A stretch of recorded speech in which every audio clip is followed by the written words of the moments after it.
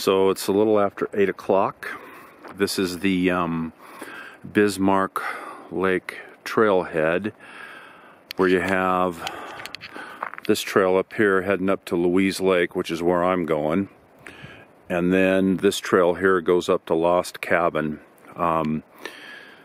Looks like there's a few people here. What's interesting, it's been probably 6 or 7 years since I've been in here. The valley and the canyon below here is filled with people. I can't believe it. There's always, in the past, there's always been a few campers pulled off, off the road. But I mean now, every spot where you can pull a car, a trailer, set up a tent is filled with people. I'm shocked. I thought the missions were bad. This is really bad. Just down below me, probably less than 2 miles, there's a pull-off spot, and there's literally just one spot. There's 5 trailers. I'm shocked. Wow. And then this is kind of interesting. What it says is there's a dead horse up at Louise Lake that died on the 14th, which is kind of where I'm going. That's interesting. So, oh well. It's been hauled 250 yards off the main trail and stashed in Scree Slope. Okay, well. So the trail kind of switchbacks up this hill.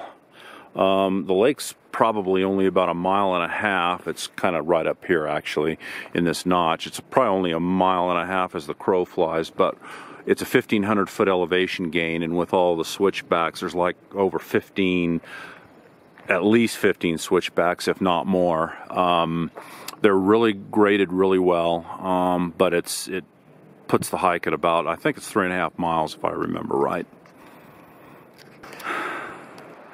So I'm on the 9th Switchback.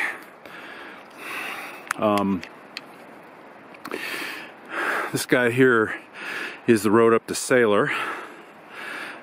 This road down here is actually the road into the trailhead. The trailhead is, kind of down there. And you'll kind of see the vista here. And up that way, that's the canyon and the trail up to Lost Cabin Lake. And I'm trying to remember if this triangular mountain in front of us, that may be Jackson Peak. Maybe. I'm trying to remember. I don't remember. Okay, so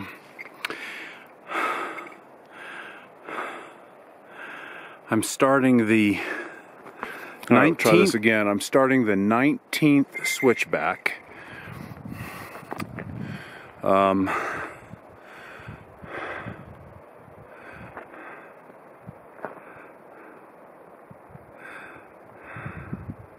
It's kind of what it looks like. It is a pretty hike going in here. Last time I was in here was probably 2012, and this lake will be crowded. I think there's probably 3 parties up here now, but I expect some day hikers up here. That's kind of how it is up here, because it does throw some nice fish.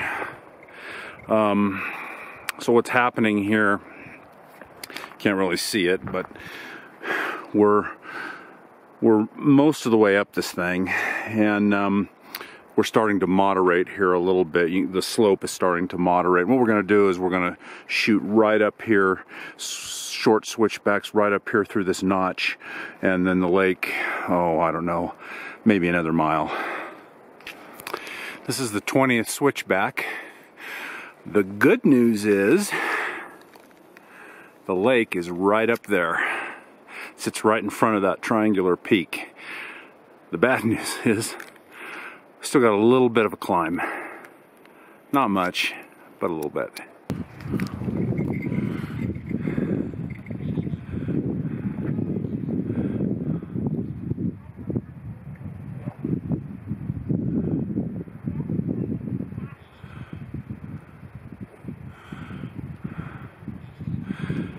Well, I counted 25 or 26 switchbacks up this thing, and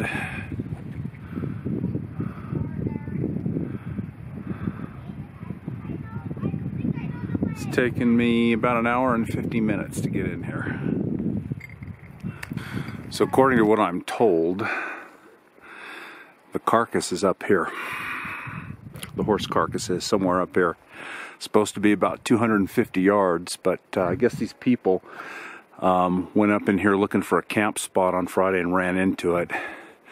But they haven't seen any bear activity, so they said the carcass was still intact. Oh boy, so I've only been fishing probably about 30 minutes. So what I'm seeing here is no shoreline cruisers. The few fish I have seen rise have been out in the middle of the lake. When I first got here, kind of near the outlet area there were a few fish rising close to shore, but now nothing. I haven't even seen a fish cruising near shore. The few rises I have seen have been out in the middle of the lake, like they're taking chironomids. So I'm gonna fish a little bit here with the ant, and then I may switch to some subsurface. Well, I've been fishing for a couple hours here, and first fish. Finally, I switched to 3 flies under a strike indicator, and just caught this guy. All right, so it's interesting. He took, I've got 3 flies on here. I've got 2 chironomids and a deep sparkle pupa. There he is right there. There we go, a little Westslope. And there he goes.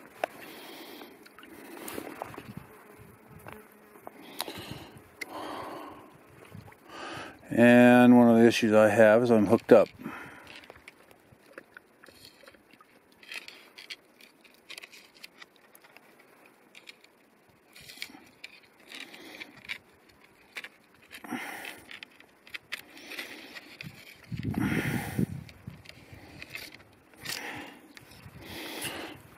Which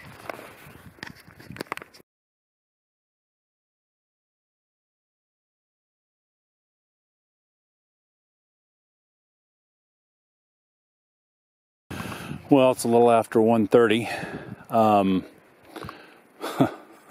The lake is deserted. I think these people over here in front of on the outlet that were camped, I think they're gone. I haven't seen them in a few hours. There's a couple with their dogs that came through here, an hour or two ago. Messed around back here, swam a little bit.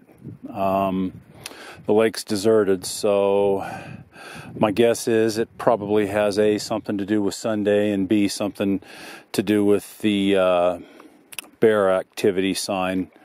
Boy, there's a nice fish that rose out there. How about that?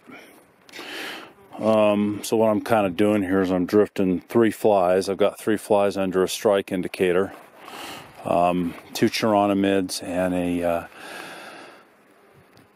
deep sparkle pupa. That's what I caught. The cut that I just caught 15 minutes ago. He hit an emerald chironomid pupa. Okay, it is 2:45 p.m. on Sunday, August 4th. I'm headed out. This is my departing shot of Louise Lake. The fishing was terrible. It's always tough in this lake. I've never done real good, but I've done better than I did today. I only caught 1. I missed probably 3 or 4 others, but pretty much a dismal day. But I'll tell you, there's another party that's arrived over here. Man, I'm going to tell you, this lake is about, crowd-wise, it's about like it always has been, but the basin below on the South Boulder, A lot of people, more than I've ever seen. You'd think it's Harley Davidson Rally Week down there or something, but you know, maybe the missions aren't so bad. Maybe it's just crowded, you know. It's only 40-50 miles from Bozeman, so anyway, I'm headed out.